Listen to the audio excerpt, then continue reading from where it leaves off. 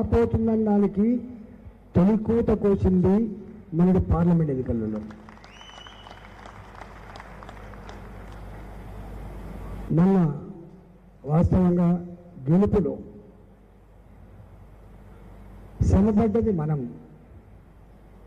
అధికారం రావాల్సింది మనం, కొట్లాడింది మనం, బీఆర్ఎస్ పార్టీ బండకేసి కొట్టింది మనం. కేసులు పెట్టినా జైళ్ల పాలు చేసినా ఎన్నెన్ని రకాల పర్సనల్గా ఇబ్బంది పెట్టినప్పటికి కూడా కలపడ్డది నిలబడ్డది భారతీయ జనతా పార్టీ కార్యకర్తల నాయకులు. కానీ చిన్న నరేషన్ దొంగ దెబ్బ కొట్టింది.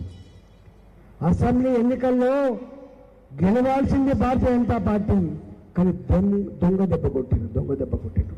అబద్ధపు ప్రచారాలతో సోషల్ మీడియా చెగబట్టి డబ్బుల ఊరులో మనం కొంత మోసపోయినమాట వాస్తవం. కానీ తెలంగాణ ప్రజలు బాధపడ్డారు. అయ్యో రావాల్సింది ఒకరుండే, కానీ ఏదో కారణం వల్ల రాలేకపోయినారు. ఈసారి మాత్రం మా ఓటు బీజేపీకే.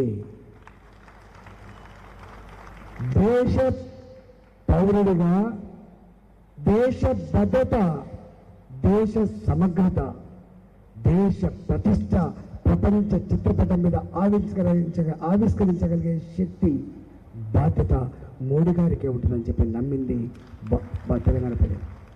కాబట్టి నువ్వు ఎక్కడ లేని ఒక నిశ్శబ్ద విప్లవం ఇలా ఆవరించింది కాబట్టి మనం ఇంత గొప్ప విజయాన్ని సాధించుకున్నాం. ఇవాళ ఏమంటున్నా తెలుసా, ఏది ఏమైనా ఒక పార్టీని 10 ఏళ్ల పాటు చూసినాం, దాని శకం ముగిసింది.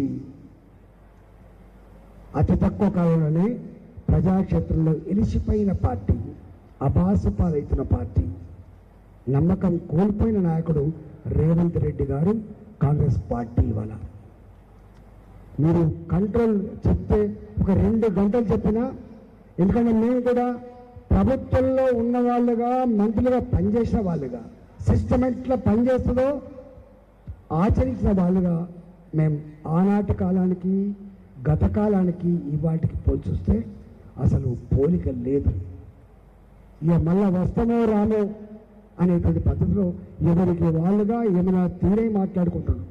పేపర్లు, టీవీలు డబ్బులతో మేనేజ్ చేసి వార్తలు ప్రచారం చేస్తుండొచ్చు, కానీ తెలంగాణ ప్రజానికాన్ని మాత్రం సంపూర్ణంగా ఈ ప్రభుత్వం మీద విశ్వాసం కోల్పోయింది. దాంట్లో ఏం అనుమానం లేదు.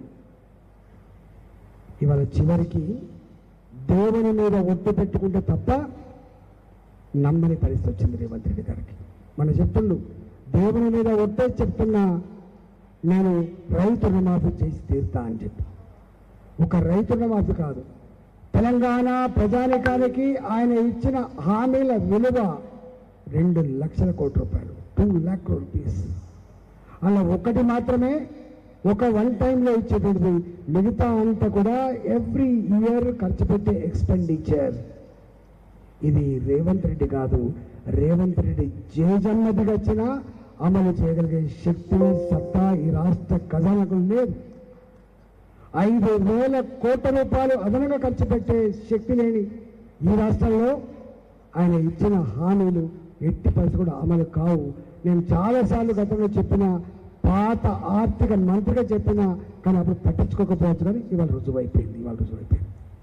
ఇవాళ మొన్ననే రిజర్వ్ బ్యాంక్ ఆఫ్ ఇండియా కేంద్ర ప్రభుత్వం దగ్గర పోయి రిక్వెస్ట్ చేసుకొని మాకు సంవత్సరంలో ఏ రుణమైతే మేము పొందానో, ఎవ్రీ మంత్ మేము ఎంత డ్రా చేయాలో ఆ రుణాన్ని ఒకేసారి మాకు ఇవ్వండి, మేము అప్పు కట్టుకుంటామని చెప్పి ఆ అబద్ధం మాటలు చెప్పి ఇవాళ 10,000 కోట్ల రూపాయలు తీసుకురావచ్చు కాక.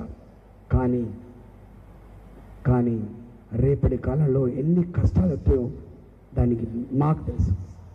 భయపెట్టేయడానికి చెప్పట్లేదు తెలంగాణ సమాజానికి, కానీ ఆ